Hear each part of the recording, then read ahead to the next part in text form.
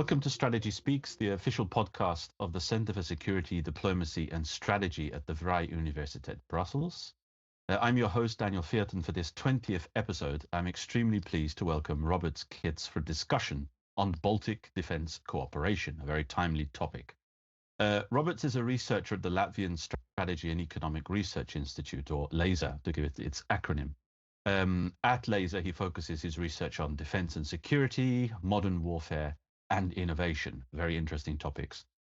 More importantly, perhaps, he's also the author of a recent report entitled Towards the Baltic Tiger, How to Strengthen Baltic Defense Cooperation, published in September, I think, of this year by LASER itself. So a very timely and interesting report, and Roberts has kindly agreed to come and talk to us on Strategy Speaks about the report. Welcome, Roberts. Hi, thank you for inviting me. I'm very pleased to be here and share those insights. You're very welcome, Roberts. And I guess the first question I have is a relatively easy one for you, which is that as you've just published this report, which I think our listeners can download on LASER's website as well. Again, to give it the title, Towards the Baltic Tiger, How to Strengthen Baltic Defense Cooperation. I guess the first question I have then is, tell us all about the report. What are the main findings? What is the rationale behind it? The floor is yours. Thank you. And I think I will start with explaining why we're talking about the Baltic defense cooperation. Why is it important, and why now? So lately, we often hear and talk about the changing security landscape of Europe. And we think that the Baltic region is sort of in the middle of this changing security landscape. For example, Poland, the three Baltic countries and the Nordic countries as well are among the top spenders in NATO. And they share understanding of the Russia's threat. And we see that this gravity sort of switches to this part of the continent. And Baltic states are quite familiar with Russia and how it treats its neighbors and the rest of the region. And we know that the Baltics have been occupied by the Soviets after World War II and are still located in close geographic proximity to Russia. And for example, the Pskov Air Base, where the Russian airborne forces are stationed, is located around 270 kilometers from the capital of Latvia, Riga. And this is why some view the Baltics as particularly vulnerable. And it is really true that the Baltic region in general and the three Baltic states face Russia's hybrid aggression with sabotage acts and attacks on critical infrastructure, cyber attacks, disinformation. We also see that migration is used as a hybrid warfare tool. But we think that exactly because of the small size, historical experience, and the geographic proximity to Russia, the Baltic states have no other choice than to innovate and find new ways to be resilient, to stand against the aggressor, and of course, continue supporting Ukraine. And Baltic states are not weak link of the NATO, we believe, and the central argument of the report is that the defense cooperation between the Baltic states is the multiplier of our security and defense, as well as competitiveness and economic growth. And after all, we know that Russia looks at the Baltic states as a single region of operations, but also our allies perceive the Baltic states as almost a single entity sometimes. So why do we publish the report now? Because as of next year, all three Baltic states plan to allocate 5% of GDP to defense. But at the same time, we know that we will not win the war with percent of GDP. So due to these relatively small economies, defense budgets are still not that big as we would like. So, for example, if we stack defense budgets of the three Baltic countries on top of each other and place among other NATO allies, in 2024, Baltic states combined ranked among Hungary and Czechia. But into 2026, we're set to overtake Finland if we look at this combined defense spending. So if we focus on these percent of GDP numbers and fail to invest wisely, we risk creating this illusion of security. And that's why we try to find those ways to increase this cooperation. I very much liked how you, first of all, discussed the Baltic region a bit more generally. It's true that we tend to focus on the Baltic Free, as it were. But I think what you said in your remarks were extremely important in thinking of the Baltic region as more than just the free states. And of course, I don't think anyone should or would call the Baltic Free the weakest link as well, given that it's true there's a small scale overall in real terms, but the commitment to increase defense spending and innovation is also important. And another point as well, which I think is really critical here, is that also we're seeing many of the Baltic states really develop key innovation and industrial partnerships also with Ukraine, which is another, of course, very important state in this equation.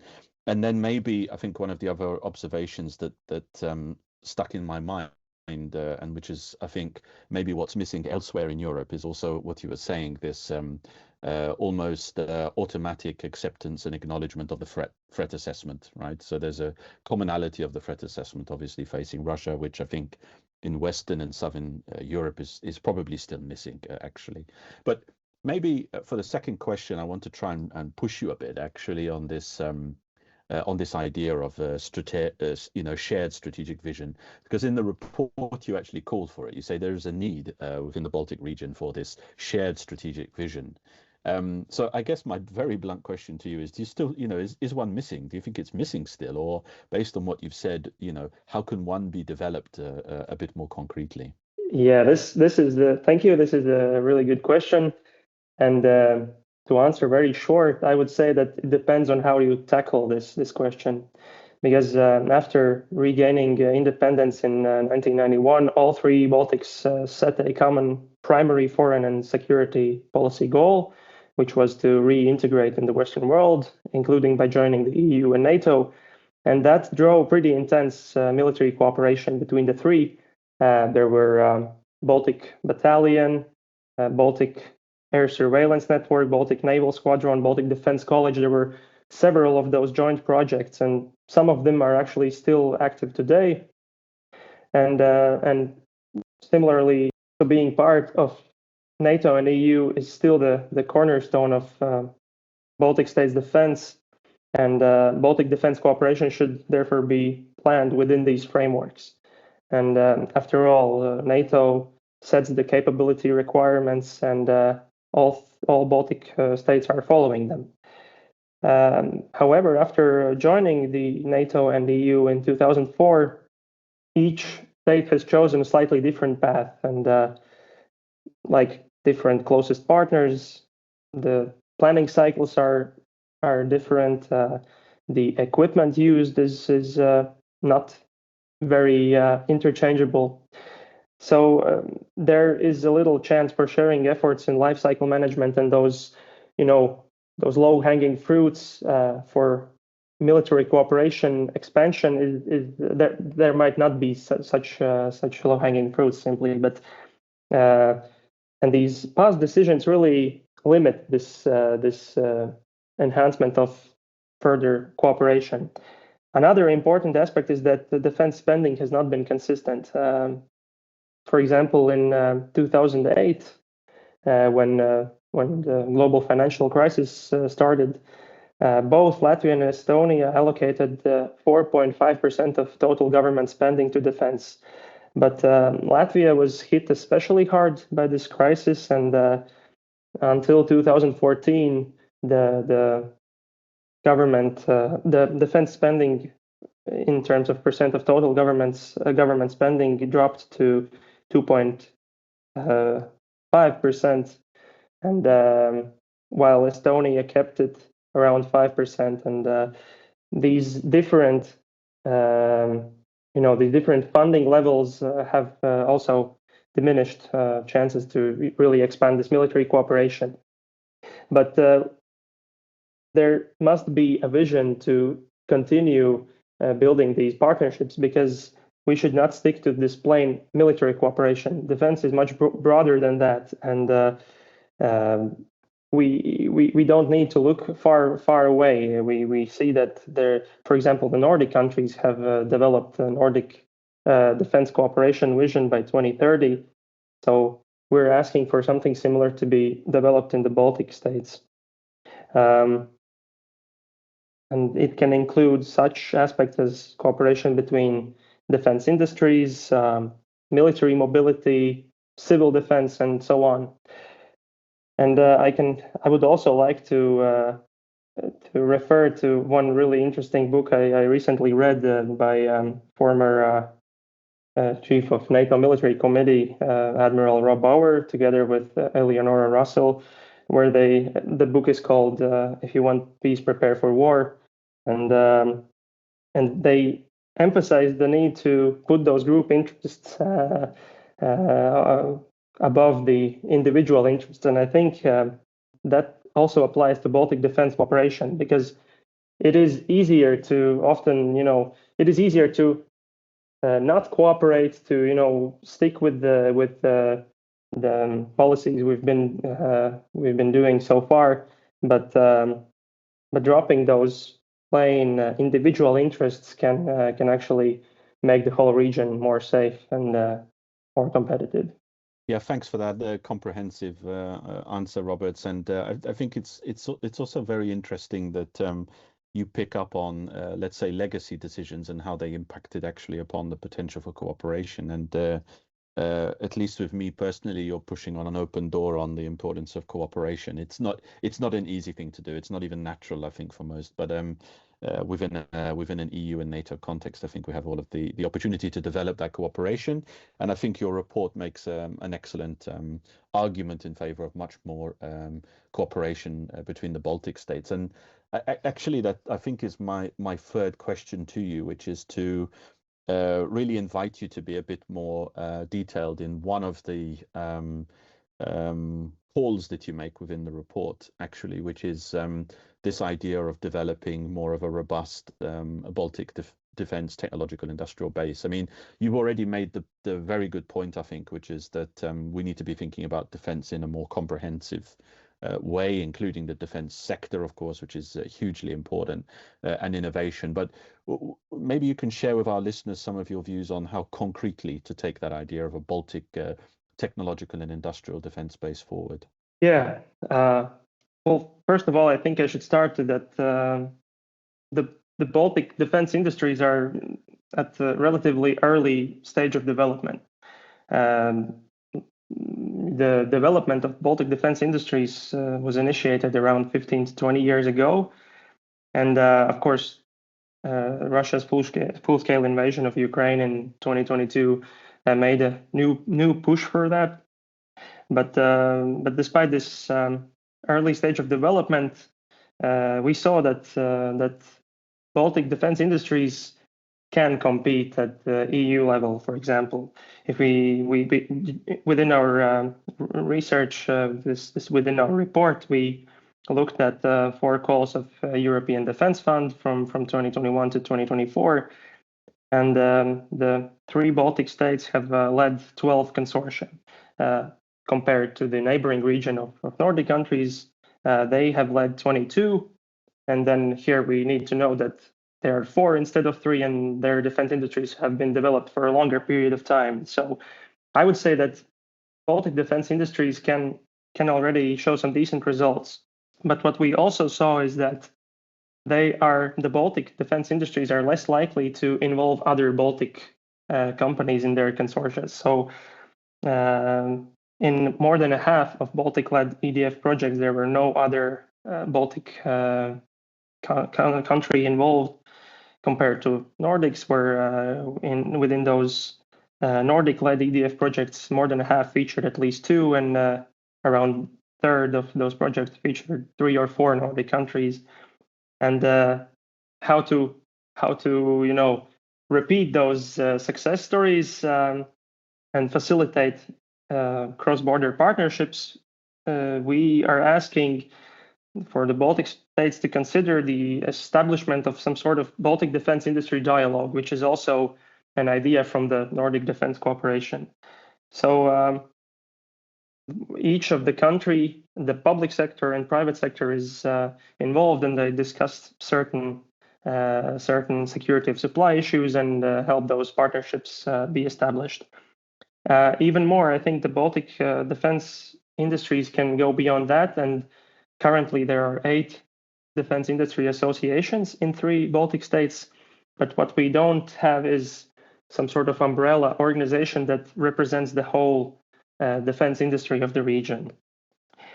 When we look at the public sector, what the ministries of defense and ministries of economy can do is they can push for more synchronization in defense industrial support ecosystems. We interviewed several defense industry representatives, and almost all of them emphasize the need to be able to reach out to the end user, the armed forces, to test their prototypes, their products.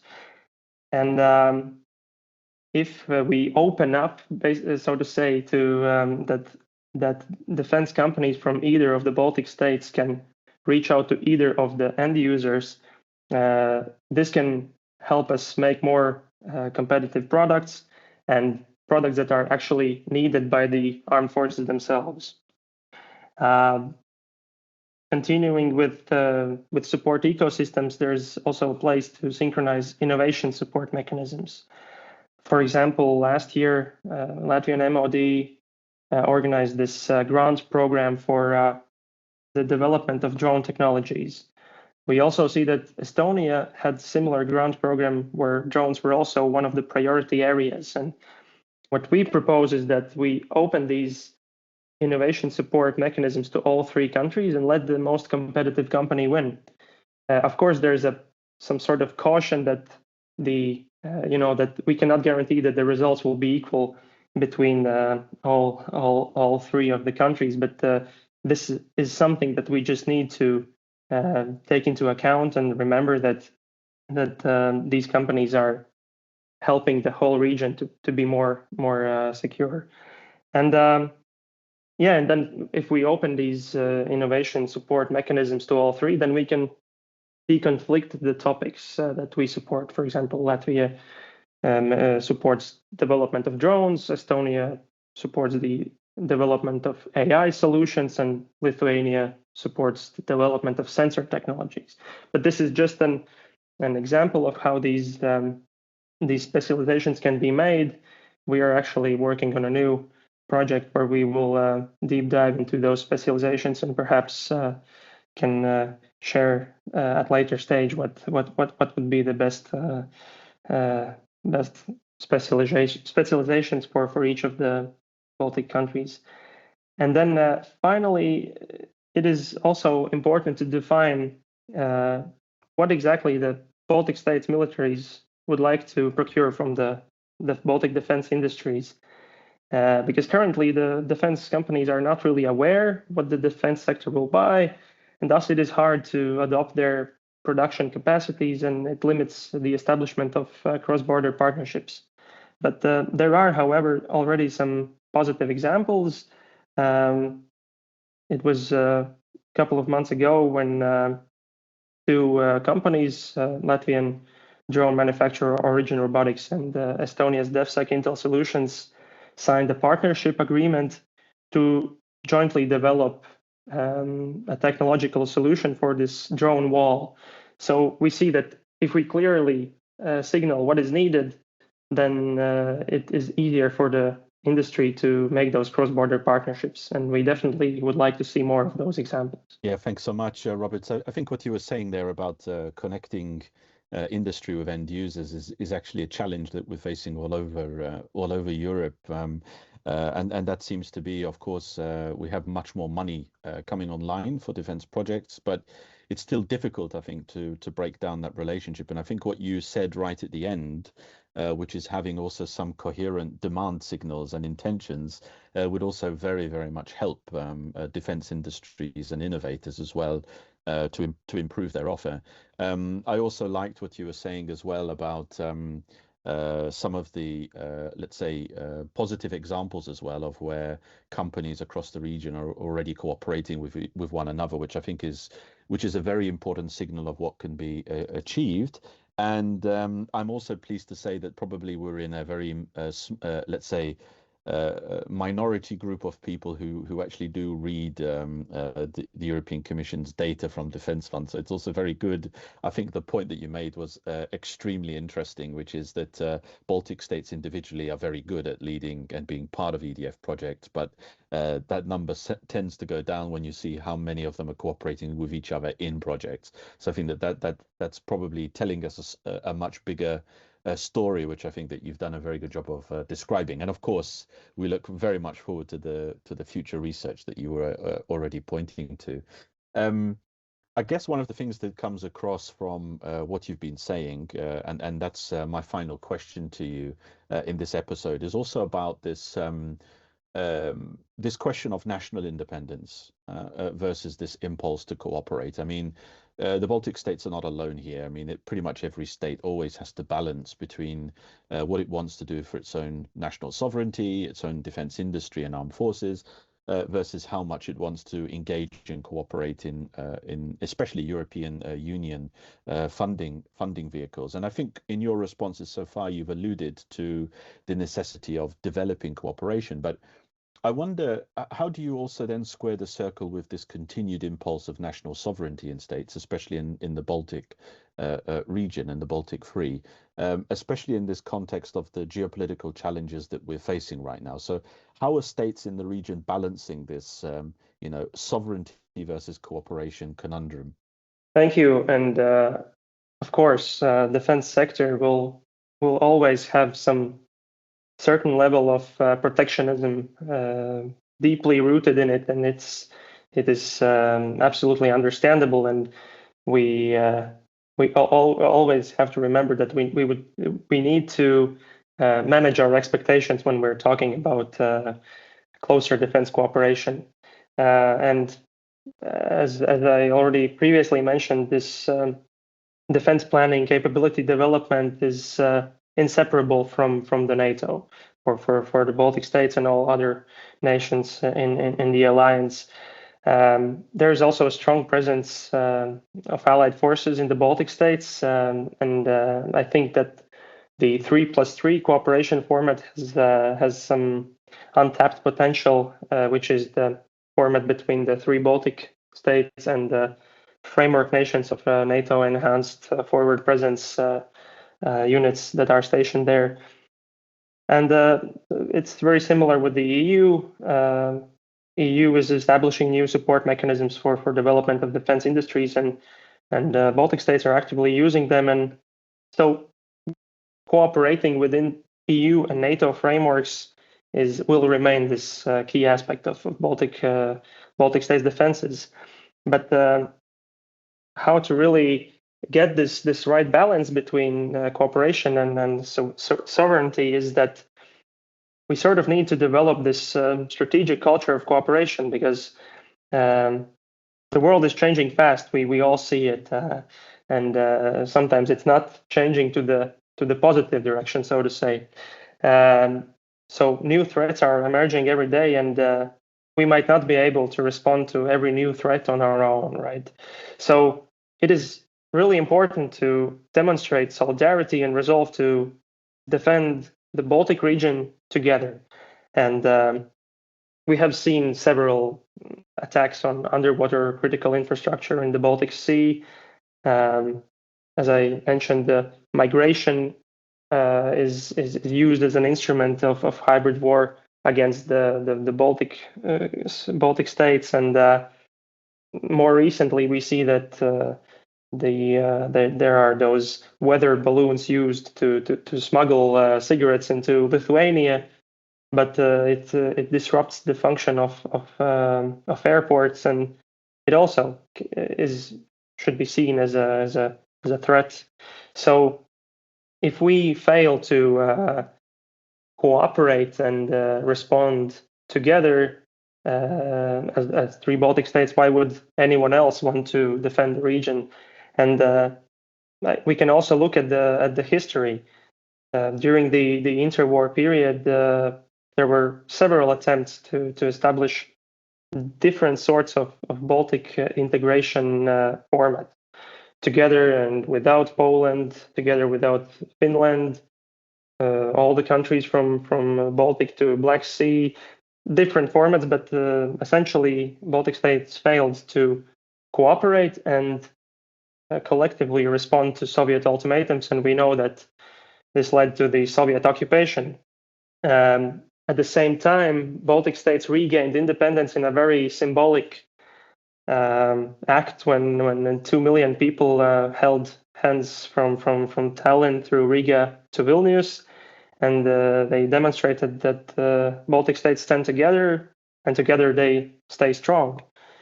So therefore, I would say that there is really no contradiction in balancing cooperation and national sovereignty, because through cooperation we can ensure the national sovereignty, and I hope that we will manage to continue in this spirit of mutual and shared understanding of where we're going and how we can reach those goals together.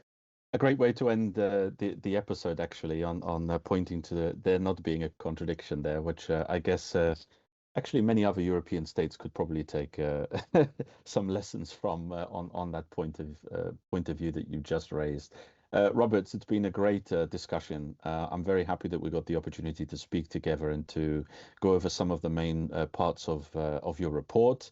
And also a bit beyond that as well, discussing defense and defense politics within the Baltic region, which I think our listeners will take a lot from. So thank you so much for your time, Roberts, today, and joining for the 20th episode of Strategy Speaks. Just for our listeners, I think it's also important, again, just to flag that Roberts's report with Laser is entitled Towards the Baltic Tiger, How to Strengthen Baltic Defense Cooperation. You can get that on Laser's website. It's been a pleasure speaking with you, Roberts, and to our listeners, please join us for our next episode. Thank you.